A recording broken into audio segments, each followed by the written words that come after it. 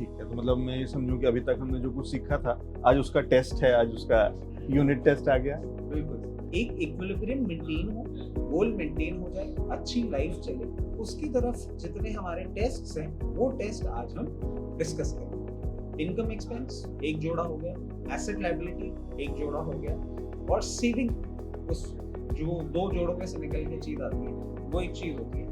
As an investment advisor अगर मैं आपको बोलूं तो लोअर एक्सपेंस रेशियो हमेशा एक इन्वेस्टमेंट एडवाइजर को बड़ा कंफर्ट देता है।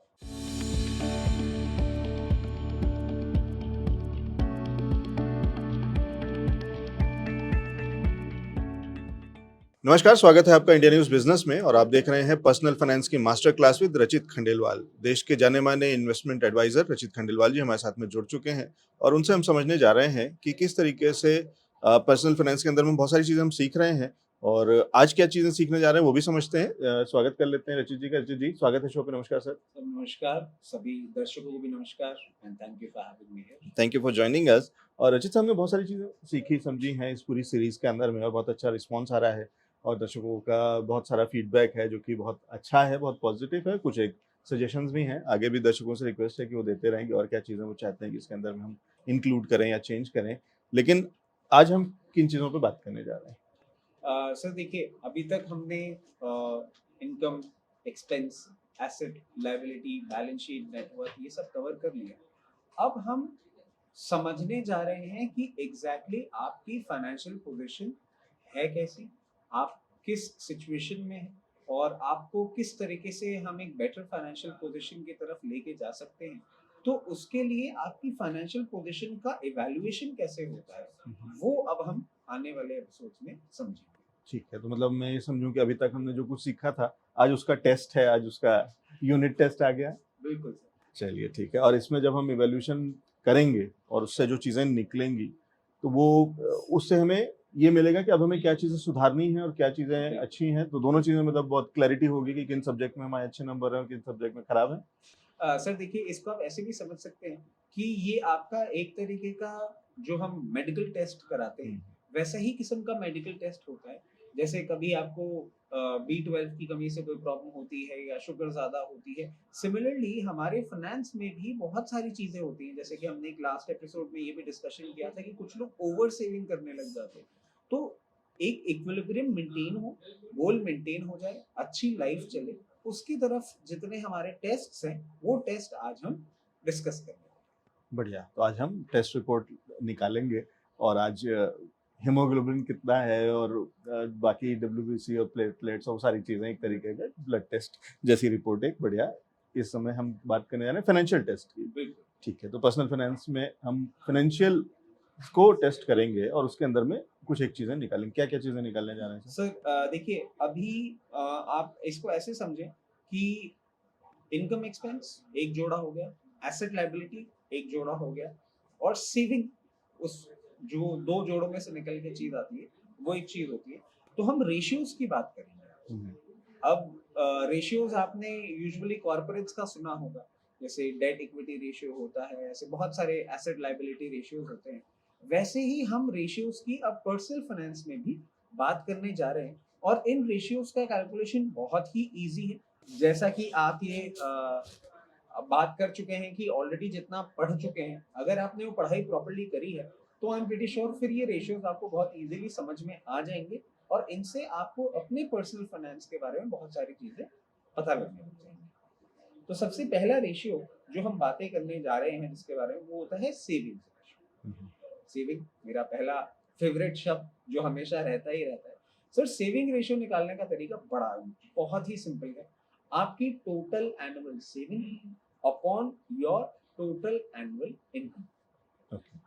अब इसको आप ऐसे समझें कि जितना भी आपका सेविंग्स हैं, जिस जिस तरीके से आप कर पा रहे हैं, चाहे वो आप इक्विटी में इन्वेस्ट कर रहे हैं, म्यूचुअल फंड में कर रहे हैं, बैंक एफडीज में कर रहे हैं, पीएफ में कर रहे हैं, जितनी भी आपकी सेविंग्स हैं वो सारी की सारी सेविंग्स हम आपकी एनुअली निकाल देंगे, और उसके बाद हम ये देखेंगे आपकी एनुअल इनकम कितनी है, और उसको हम सेविंग को एनुअल इनकम से डिवाइड कर देंगे।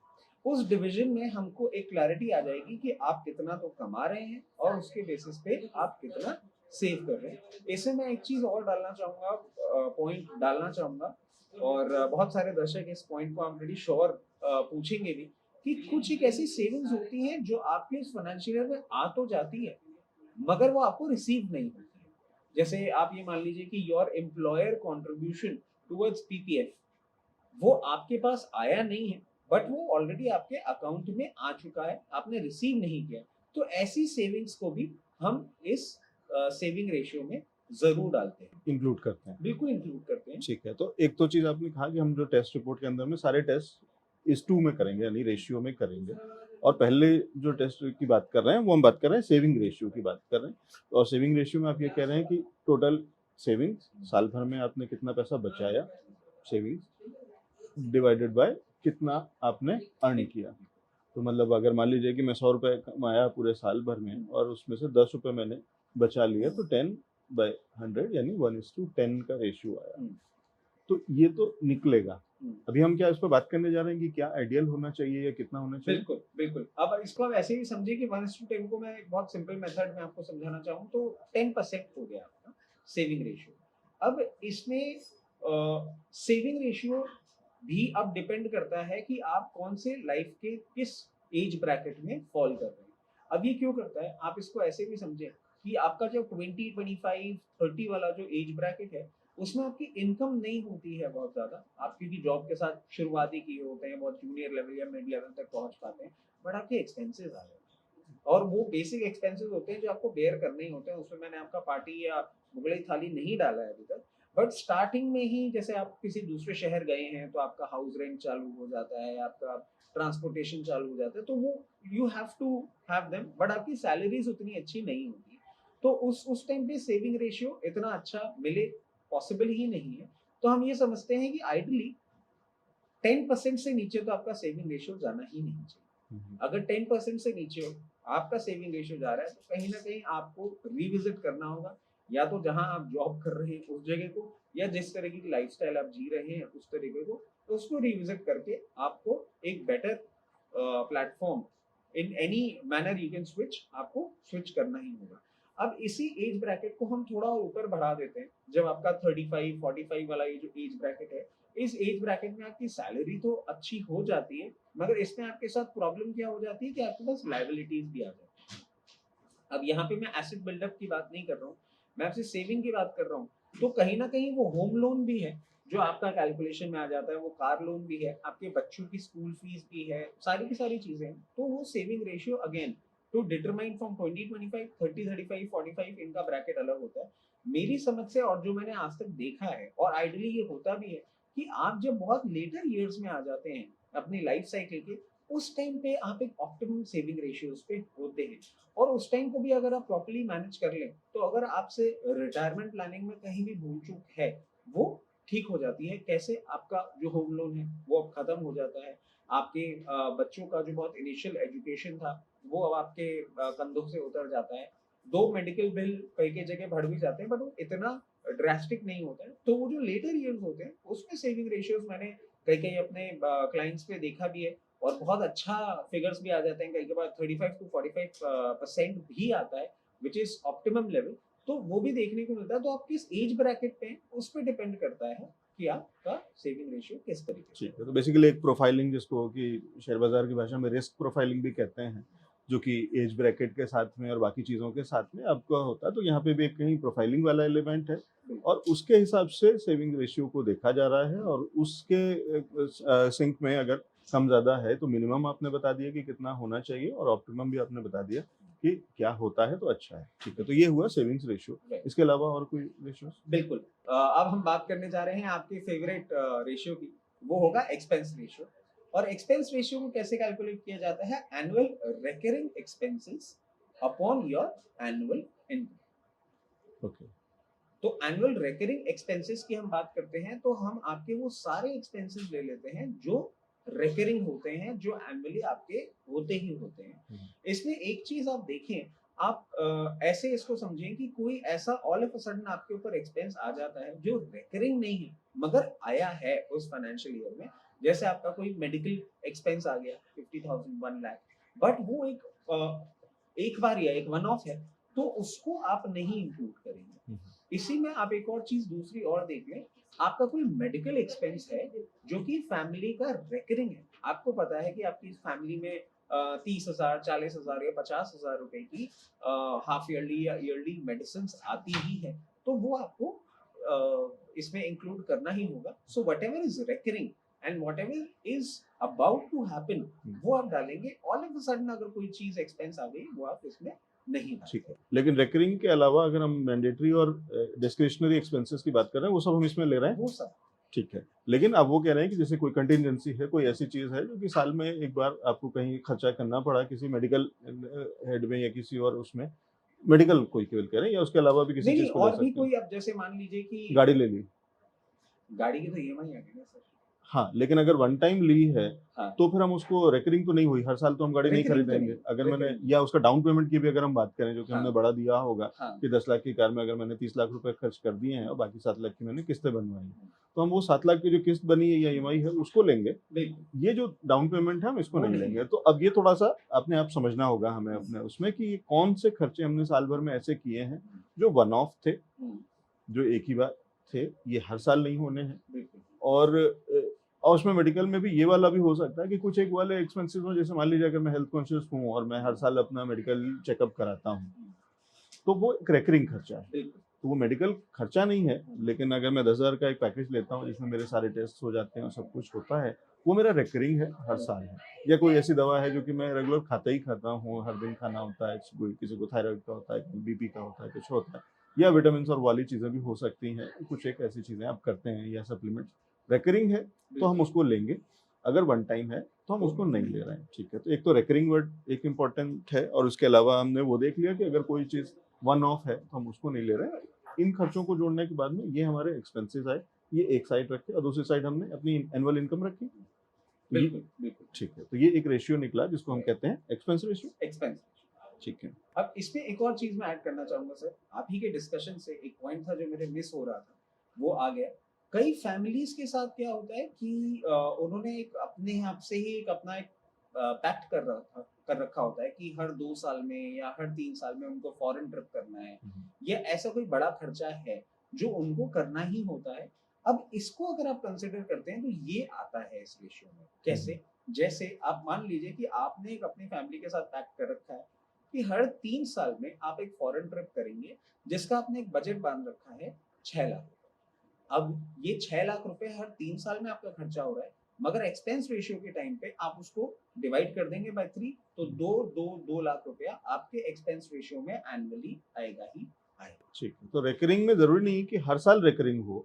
कुछ ऐसे खर्चे हो सकते हैं, जैसे मैं वापस अपने एग्जाम्पल पे वापस जाऊँ जो इससे पहले हम बात कर रहे थे कि गाड़ी ली और गाड़ी के मैंने 3 लाख रुपए दिए। लेकिन हो सकता है कि मैंने ये सोचा हुआ हो कि मैं हर 3 साल में गाड़ी बदल दूँगा या गाड़ी नहीं लूँगा या बदल दूँगा या जो भी, और बहुत लोग करते हैं कि जो कहते हैं कि नहीं मैं सिर्फ 3 साल या 5 साल गाड़ी जब नई होती तभी चलाता हूँ और उसके बाद बेच देता हूँ, दूसरी गाड़ी ले लेता हूँ। तो अगर ऐसा कुछ है, तो वो उसको भी उसी तरीके से एवरेजिंग कर लिया हमने कि अगर 5 साल में रखता हूँ, तो 5 साल में मैंने ये खर्चा किया कि 10 लाख रुपए की गाड़ी खरीदी, लेकिन उसकी कॉस्ट जो है वो डिवाइडेड बाय 5 कर दिया, 2 लाख रुपए मैंने डाल दिए, तो मेरे एनुअल एक्सपेंसेस में, जो अदरवाइज़ हम नहीं जोड़ते हैं क्योंकि वो खर्चा 5 साल बाद आता है। लेकिन क्योंकि वो हर 5 साल में मैंने करना है, या ये जो फॉरेन ट्रिप है या इस तरीके का मैंने सोचा हुआ है कि यार 2 साल या 3 साल में मैं एक बार कहीं विदेश घूम के आऊँगा या कुछ ऐसा करूँगा, तो उसको भी हमने कहीं एवरेजिंग करके इसके अंदर में डाल दिया। तो अब ये थोड़ा-सा हमें अपना दिमाग लगाना पड़ेगा यहाँ पे, हर एक्सपेंस को समझना होगा कि इसमें से कौन से खर्चे एक्चुअली रिकरिंग है, ये आपका रेंट हो सकता है या आपकी कोई ईएमआई हो सकती है, ये कुछ ऐसी चीज़ें हैं जो कि चलना ही चल रहा है, ये चलता रहेगा, या जो नॉर्मल खर्चे हैं आपके। और कुछ वाले हैं जो कि वन टाइम है, बट वन टाइम में भी हर 2 साल या हर 3 साल में या हर 5 साल में आते हैं।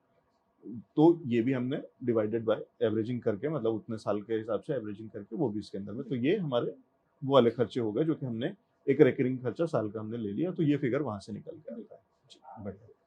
तो ये आपका एक आ जाता है एक्सपेंस रेशियो। अब आप इससे इसमें ये भी पूछ सकते हैं कि इसका ऑप्टिमम लेवल क्या होता है। हाँ, मैं अभी उस पे आने वाला था कि एक तो वो मिनिमम और ऑप्टिमम जो आपने इससे पहले सेविंग रेशियो में बताया था वो, जी। उससे पहले साथ ही साथ ये भी बताइए इससे क्या चीज़ दिखती है? सर एक्सपेंस रेशियो से ये दिखता है, अगर बहुत देसी भाषा में इसकी बात की जाए तो आपका हाथ कितना खुला हुआ है। अगर आपका हाथ अच्छे से खुला हुआ है तो फिर आपको कहीं ना कहीं अपने एक्सपेंसेस को कंट्रोल करना ही पड़ेगा।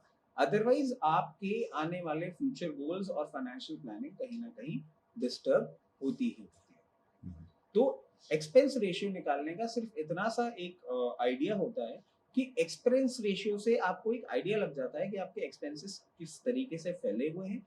और अगर आपका एक्सपेंस रेशियो जैसे माना जाता है ना कि आपके बीपी का एक लेवल होता है कि वो एक ऑप्टिमम लेवल है, या फास्टिंग शुगर की हम बात करें तो 100 के आसपास है तो ठीक है, एक- और 80 टू 100 के बीच में, तो अगर एक रेंज में आपका वो मेंटेन हो रहा है वेल एंड गुड। अगर ऐसा नहीं है तो फिर you need to tweak down या ट्वीक अप योर एक्सपेंसेस और योर इनकम। ठीक है, तो फिर तो वो लेवल पता होना जरूरी है, रेंज क्या है। इसमें मैं आपको अब इसमें भी एक चीज बताता हूँ कि इसमें भी आप ऐसा समझें कि इट इज ऑलवेज गुड कि आपकी जो यंगर एज है उसमें वो रेशियो जो है वो थोड़ा सा एक कंफर्टिंग ही रहे।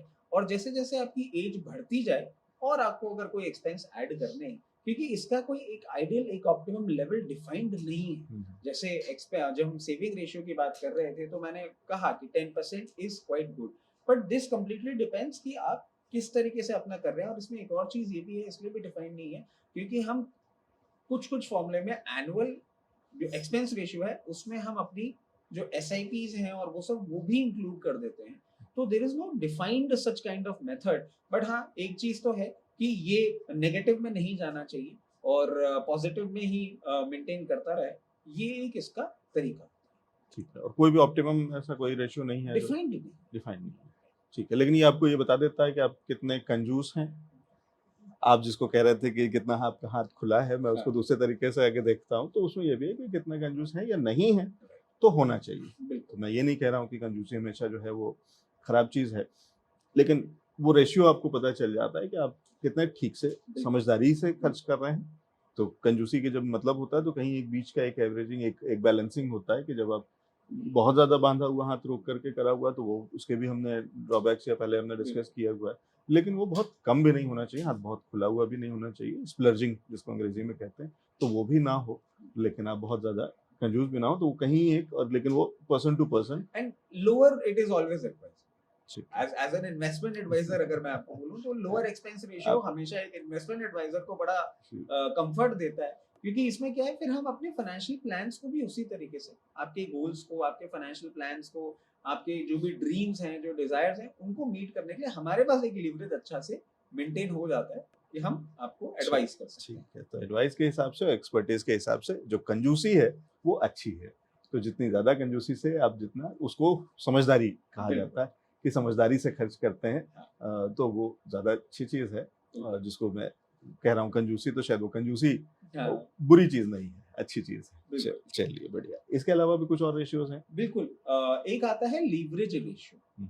लीवरेज रेशियो को आप अपने इस वर्ड से ही समझ लीजिए कि आपने कितना ज्यादा अपनी बैलेंस शीट को लीवरेज कर रखा है। अब बैलेंस शीट आप ध्यान करें, जब हमने नेटवर्थ और बैलेंस शीट का एपिसोड किया था तो उसमें हमने दर्शकों को बताया था कि बैलेंस शीट कैसे बनती है। अब लीवरेज रेशियो होता क्या है?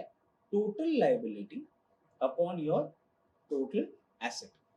कितनी आपके ऊपर उधारी है और कितना आपके उस उधारी की एवज में एसेट बिल्डअप हो रखा है। मतलब God forbid anything goes wrong tomorrow and आपको अपनी सारी उधारी एक शॉट में अगर चुकाने की जरूरत है, तो क्या आपके पास उतनी एसेट्स हैं? तो वो डिफाइन करता है लीवरेज रेशियो। अब लीवरेज रेशियो में आप देखिए कि higher leverage ratio is always risky. जितना लीवरेज रेशियो कम होगा उतना ही अच्छा है। इसमें एक और चीज है कि अगर आपका लीवरेज रेशियो एक से ऊपर बन जाता है तो फिर आप बहुत ही एक खराब फाइनेंशियल पोजीशन में आ जाते हैं। और ये क्लियरली डिफाइन करता है कि आप अपने करंट एसेट से अपनी लायबिलिटीज नहीं चुका सकते। ये ग्रेटर देन 1 कैसे हो सकता है? 25 लाख रुपए की आपकी लायबिलिटी है और उसके ऊपर आपके पास 20 लाख रुपए की ही एसेट्स हैं। It becomes way above 1। ठीक है, तो इसमें यहाँ जो ऋषि जी कह रहे हैं वो उसको वैसे समझिए कि आप जब काम कर रहे होते हैं अपनी लाइफ में, आप दोनों चीज़ें कर रहे होते हैं। आप कुछ एसेट्स बना रहे होते हैं, कहीं कुछ इन्वेस्टमेंट्स कर रहे होते हैं जहाँ से आपके इन्वेस्टमेंट से एसेट्स बन रहा है, कुछ रियल एस्टेट हो सकता है, कुछ कोई और एसेट क्लास, गोल्ड या ये वाली चीज़ें। तो ये एक चीज़ है, और साथ ही साथ कुछ आपके ऊपर में लायबिलिटीज़ यानी कुछ कर्जे चल रहे होते हैं कि आपने गाड़ी ली और उसकी ईएमआई है, आपने घर लिया उसकी ईएमआई है, कुछ लोन्स और उस तरीके की चीज़ें हो सकती हैं। क्रेडिट कार्ड अपने आप में एक ये वो होता है, लायबिलिटी होता है कि अगर उसके अंदर में आपने यूज़ कर रखा है तो वो एक लायबिलिटी है। शॉर्ट टर्म हो सकता है, टेम्परेरी हो सकता है, साइकिल में हो सकता है आप उसके उसमें फँस गए हों, क्योंकि बहुत सारे दर्शक और यंगस्टर्स अक्सर उसमें भी फँस जाते हैं कि वो एक क्रेडिट कार्ड से दूसरे क्रेडिट कार्ड या उसको ऑनगोइंग मिनिमम ड्यू पेमेंट करके और उसके आगे चल रहे हैं, उस तरीके की चीज़ें। लेकिन वो आपके ऊपर लायबिलिटीज़ हैं। तो ये एक साइड रखी है आपने सारी लायबिलिटीज़ और एक साइड रखा आपने अपना एसेट। एसेट में कई बार कुछ कन्फ्यूज़न वाला भी रहता है, अगर मैंने कोई गाड़ी खरीदी है तो क्या वो एसेट है? डेप्रिशिएटिंग है मगर एसेट तो है ही। अच्छा, ठीक है, तो उसके उसकी वैल्यू हम उसके अंदर में ले बिल्कुल, सकते हैं? बिल्कुल ले सकते तो अगर मेरे पास एक बाइक है और बाइक मैंने खरीदी थी 1 लाख रुपए की, अगर 2 साल बाद मैं देख रहा हूँ तो कितने के इसको कैसे 10% के हिसाब से डेप्रिशिएट देखिए करते हैं? वो आपका कितने परसेंट आप डेप्रिसिएशन उसका काउंट कर रहे हैं, 10% फिर अगले साल 15%, ऐसे जो एक इनकम टैक्स के स्लैब में आपका डेप्रिसिएशन है, उसी डेप्रिसिएशन को हम कैलकुलेट करते हुए उसकी वैल्यू को डेप्रिसिएट करते हुए जाते वो हैं। ज़्यादा अच्छा तरीका है या वैसे ही मार्केट वैल्यू के हिसाब से अगर हम कैलकुलेट करें तो ज़्यादा अच्छा होगा? सर देखिए मार्केट वैल्यू आपको कई कबार एक कंफर्ट दे सकती है। मैं अपना ही एक छोटा सा इसमें केस ऐड कर देता हूँ कि मेरे पास एक पुरानी रॉयल एनफील्ड बुलेट है हुँ। जो मैंने 2008 में खरीदी थी। आज मार्केट वैल्यू तो उसकी बहुत ज़्यादा है। हुँ। मैंने उसको इफ आई एम करेक्ट 78,000 में खरीदी थी। मगर उसकी बुक वैल्यू अगर हम देखें तो 20-25 हज़ार रुपए बची है और मार्केट वैल्यू में आप इसमें एक ज़ीरो भी ऐड कर सकते हैं। ठीक है। इतनी हाई लेकिन मार्केट उसमें वैल्यू नहीं जाते हैं क्योंकि ये अलग चीज़ है कि ये कोई-कोई चीज़ें ऐसी होती हैं कि जो एक बार मार्केट वैल्यू मतलब बुक वैल्यू तो खत्म हो गई है, लेकिन यहाँ से उसकी मार्केट वैल्यू क्योंकि वो एंटीक में या अलग चीज़ों कलेक्टिबल में आ जाती है, वो अलग चीज़ है, लेकिन नॉर्मली नहीं होता है। हाँ। तो नॉर्मली में शायद हमें अगर हम मार्केट वैल्यू लेते हैं तो ज़्यादा अच्छा नहीं सर है जैसे यूजुअली क्या देखा है हमने कि बुक वैल्यू जो होती है वो ज़्यादा नीचे होती है as compare to the market value. हाँ, अगर आपकी बहुत ही ज़्यादा एक एक्सट्रीम खराब सिचुएशन में नहीं हो, तो मार्केट वैल्यू रिलेटिवली हमने देखा है कि बुक वैल्यू से ज़्यादा होती है क्योंकि अच्छा। हम डेप्रिसिएशन जो कैलकुलेट करते हुँ, रहते हैं। हुँ।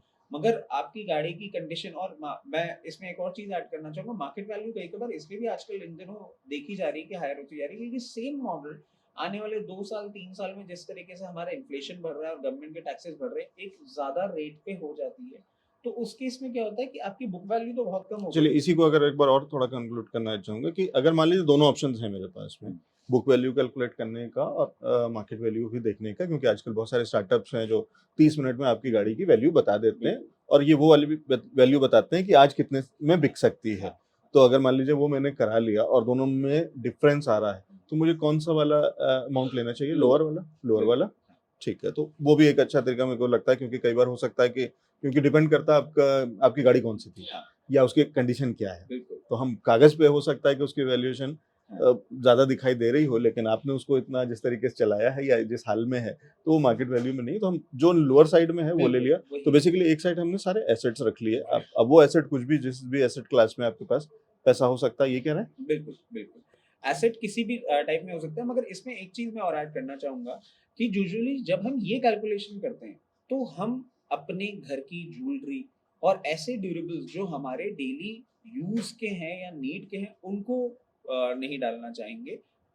मतलब we will put vehicles and other such hmm, kind of assets but जो हमारे ऐसी जो ज्वेलरी वगैरह होती है, इसको हम यूजुअली नहीं क्योंकि आज भी हमारे घरों में देखा गया है कि जेवर बेचना और ये सब चीज़ें, तो उनको हम थोड़ा-सा साइडलाइन ही करके चलते हैं ठीक है। और उसके पीछे एक इन्वेस्टमेंट एडवाइज़र का और इंटरेस्ट क्या हो जाता है कि आपकी हम जो लीवरेज रेशियो है, उसमें और अच्छे से आपको स्ट्रॉन्ग और डिटेल्ड मैनर में उसको कर लेते हैं। ठीक है, या उसमें भी बाइफरकेशन कर सकते हैं। हो सकता है बिल्कुल, मैंने इन्वेस्टमेंट के लिए कुछ ऐसा वो आएगा, बुलियन लिया हो, कुछ ऐसा वाला मेटल लिया हो, तो हो सकता है बिल्कुल, मेरे पास सिल्वर के बिस्किट्स हों या कॉइन्स हों, जो कि मैंने सिर्फ़ इन्वेस्टमेंट के पर्पसेज़ से खरीद के रखा हुआ बिल्कुल, है, जो कि यूज़ की ज्वेलरी नहीं है।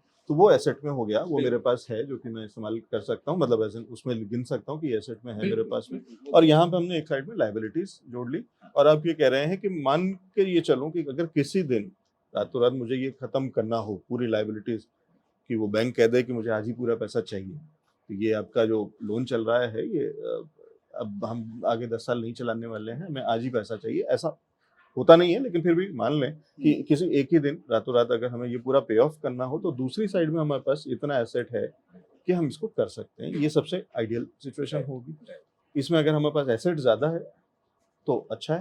नहीं, नहीं ऑफ़ कोर्स इसमें एक और चीज़ है, मैं आपको बताऊँ कि हम सिर्फ़ बैंक नहीं, हम जितना भी लोन है, उसको हम लेके चलते हैं। और इसमें देखिए आइडल अगर हम माने तो आइडल आप ऐसे लेके चलें कि 35 टू 40% से ज्यादा आपका लीवरेज रेशियो का जा रहा है। अगर 100% हो गया और उससे ऊपर चला गया तो आप तो फिर बहुत ही खराब कंडीशन में। बट हमारा जो लीवरेज रेशियो है वो 35 टू 40% पे ही मेंटेन होना चाहिए, इससे ऊपर नहीं जाना चाहिए। ठीक है, अगर तो एक आप ये हेल्दी कह रहे हैं कि अगर मेरे पास एसेट 100 रुपए की है, तो मेरे ऊपर लायबिलिटी 30 से 35 रुपए तक ही होनी चाहिए, इसके ऊपर नहीं होनी नहीं चाहिए। होनी ठीक है, तो वो मैच मतलब 3 गुना टाइप होना चाहिए कि दोगुना से थोड़ा ज्यादा आपके पास होना ही चाहिए। होना ही बिल्कुल। चाहिए। अदरवाइज तो ये हो गया ना कि आपने सब कुछ अगर बेच ही दिया तो you left with nothing. Hmm, So to have something in your pocket, in hmm, your kitty, you always need to have that situation कि अगर कल को मुझे liquidate करना भी पड़ रहा है तो I'm still surviving with certain amount of assets which I have, जिनसे मैं आगे अपना जीवन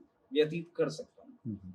ठीक है, तो ये एक अच्छा-सा रेशियो, एक अच्छा कैलकुलेशन जिसको कि लेवरेज रेशियो रेशियो हम कह रहे हैं, यहाँ पे हमने सीख लिया। अभी और सारे रेशियोज होंगे जिसको सीखना बाकी है? सर देखिए मैं समझता हूँ ये 3 रेशियो ही समझने और सीखने में थोड़ा टाइम लगेगा। तो बेटर ऑफ ये है कि अगले एपिसोड में हम बाकी के चलिए, रेशियोज तो लेके जाएंगे। ये रेशियो की कहानी जारी रखेंगे अगले एपिसोड में। फिलहाल इस एपिसोड को यहीं समेटते हैं। बहुत शुक्रिया हमारे साथ में जुड़ने के लिए और बहुत शुक्रिया रचित जी हमारे साथ में आने के लिए, इस शो को बनाने में इतनी मदद करने के लिए। इतना सारा ज्ञान, इतनी सारी जानकारी दर्शकों तक पहुँच रही है। उम्मीद करते हैं उसका बहुत फ़ायदा उन्हें मिल रहा होगा। बहुत शुक्रिया हमारे साथ में जुड़ने के लिए, समय निकालने के लिए। शुक्रिया। Thank you so much.